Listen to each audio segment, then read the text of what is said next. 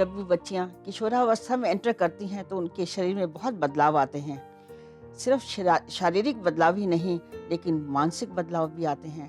उनका संतुलन भी इधर-उधर होता है, ना वो छोटे में मानी जाती हैं, ना वो बड़े में। इसमें उनकी माँ का बहुत ज़बरदस्त हाथ होता है और वो ये कि उनको समय-समय से समझाएँ, क्योंकि सबसे बड़ी चीज़ है उनकी हेल्थ का ध्यान रखना।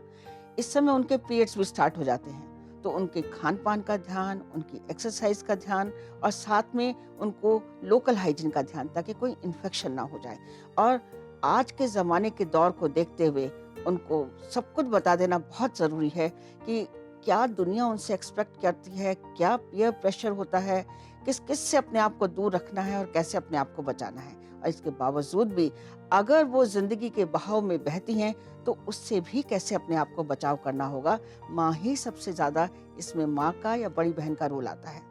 जहाँ तक सेहत का सवाल है, उसमें सबसे बड़ी चीज़ है खान-पान। उसको कहिए बाहर का जो ब्लैंड डाइट होती है या बाहर की जो फास्ट फूड होता है, वो जितना कम खाए उतना अच्छा है। उसको हम बिल्कुल रोक नहीं सकते हैं, क्योंकि अपनी फ्रेंड्स के साथ बाहर जाना है, खाना है, लेकिन उसको ये ज़रूर बताना है कि इसके खाने से क्या नुकसान है और क्या फ़ायदे हैं। अपने घर में उसको उसके खाने में दूध का सेवन करवाएँ, उसमें सोया का सेवन करवाएँ। सोया को आप आटा अगर पिसवाती हैं तो उसमें गेहूँ के साथ सोया को डाल सकती हैं। सोए की सब्ज़ी बना सकती हैं, उसके उसकी दाल जैसी मिलती है बाज़ार में। और एक उसके मंगोड़िया नगेट्स मिलते हैं, उसकी भी सब्ज़ी बना के वो उसको खिलवाएँ। अगर आप अफ़ोर्ड कर सकते हैं कोई भी, तो उसको बादाम का सेवन करने के लिए कहिए कि रात को भिगोइए और थोड़ी-सी ड्यूटी करिए, क्योंकि किशोरावस्था के जो बच्चे हैं अपना ध्यान नहीं रख पाएँगी। सुबह उठ के उन्हीं बादामों को आप उनके छिलका समेत खाने को कहिए। लेकिन अगर अफ़ोर्ड नहीं होता है, तो जैसे अब सर्दियाँ आ जाती हैं, तो उसमें आप उनको मूँगफली और गुड़ की डली खाने के लिए रोज़ दीजिए।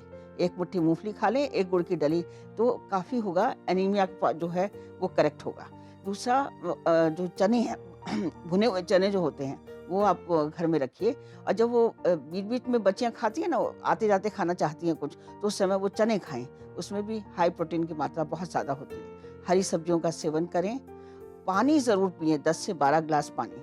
तो जब वो बच्ची घर में आए तो पानी उसको दे दीजिए पीने के लिए, और उसको अवेयर कराइए इस चीज़ के लिए कि पानी की बहुत ज़रूरत है।